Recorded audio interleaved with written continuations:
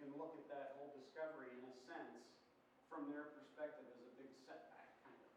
But in spite of the fact that they became famous for it. But all right, so now you may maybe heard of this guy, Richard Dawkins, famous atheist, unapologetic apologist for Darwinian evolution. The machine code of the genes is uncannily computer-like. Wow, that's interesting. And the genes, in case you're wondering, what's the genes? DNA. He's talking about DNA there. How many of you are familiar with the Human Genome Project? Yeah, so here's a program where they kind of took the totality of DNA that describes a human, the genome, and they apparently decoded it, okay? One guy that was kind of in charge of that was Craig Venter, and he says this: I think the fact that these cells are software-driven machines, and that software is DNA, and that's truly the secret of life, writing software. It's pretty miraculous, just seeing that process in the simplest of forms that we're just witnessing. It's pretty stunning. Again, this is not a theist. The secret of life is writing software. And this one's kind of funny, but valuable. Bill Gates, founder of Microsoft, DNA is like a software program, only far more complex than anything we've been able to write. Well, it appears that prominent atheistic scientists plus a software engineer agree that DNA and software are kind of the same thing, kind of doing the same sort of a job, obviously with different ends in mind, but they function basically the same. Craig Venter said it: the secret of life is writing software. So, but let's take a little closer look at DNA itself, and we'll just kind of start to get an idea how this works and how this compares with the machine code idea. You've all seen DNA with the twisted, double helix deal, but I've untwisted it because we don't need that feature for this illustration. But here's a little sample of DNA, and you've got the blue vertical bars represent what they call the backbone.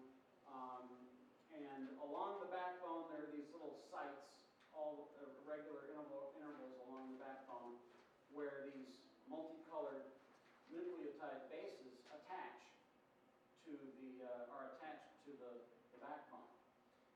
The nucleotide bases are themselves little chemical molecules that are represented by scientists with the letters C, G, T, and A.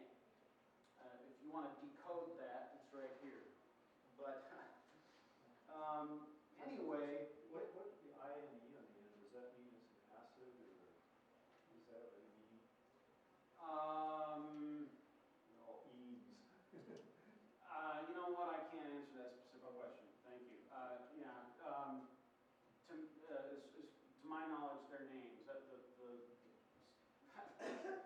about that. But that is what they're referred to. And anybody who's seen Jurassic Park, you've seen these. There's a lot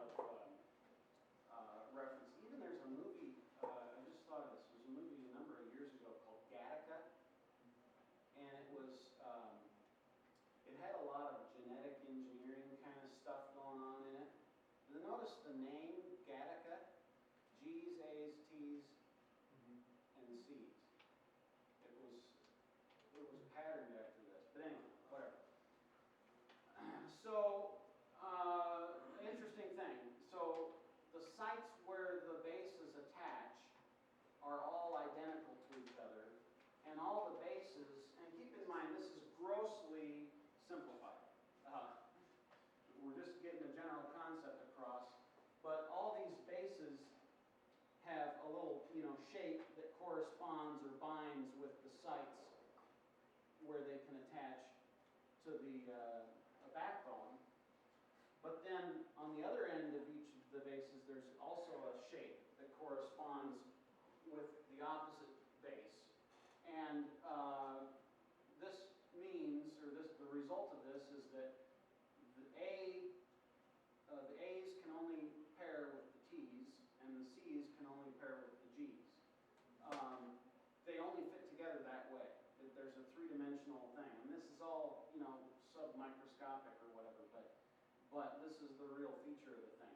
The point is that there are laws of physics that will explain why the bases stick to the backbone because of their chemical interaction with it at those binding sites.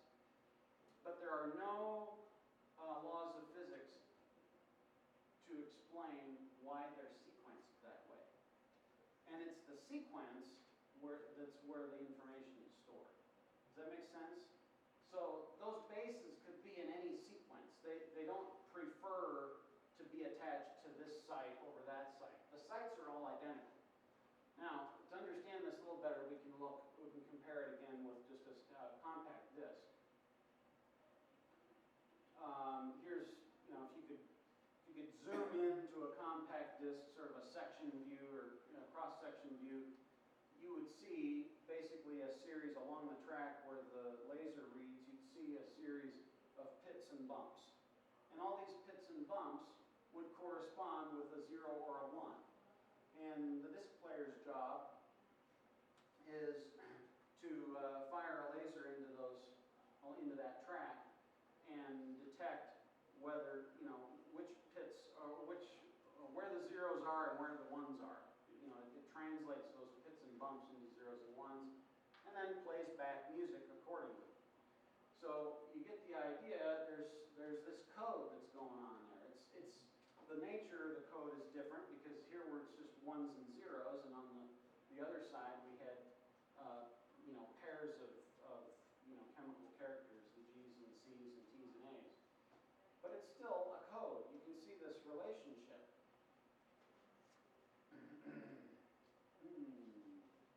Speeding along. Now,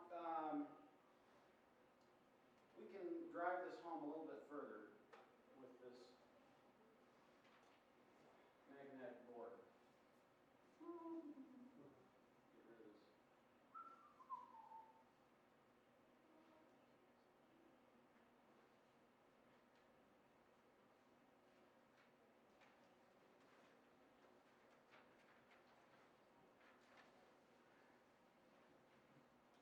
This is information, right? And some of you might not know what it means. If you liked comic strips in the 80s, you might.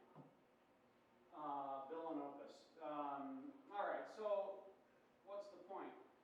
Okay, we have laws of physics that explain why the letters stick to the backboard. They're magnetic. But we don't have any laws of physics to explain why they're sequenced that way. Right? And I can jumble them all up. The laws of physics are still causing them to stick to the board, but now the information is gone. That makes sense? Same thing is going on with DNA. Same thing is going on with a compact disc or with the code, coursing through the veins of your iPod. Okay. So that's kind of an important sort of analogy. What is the best explanation for that sequence? In any of the examples. Blind, purposeless, natural causes, or intelligence? Okay, so, and thank you for the vote of confidence, because at least you're admitting I have at least some intelligence. All right, so, we don't have any problem probably in this room understanding what's going on here.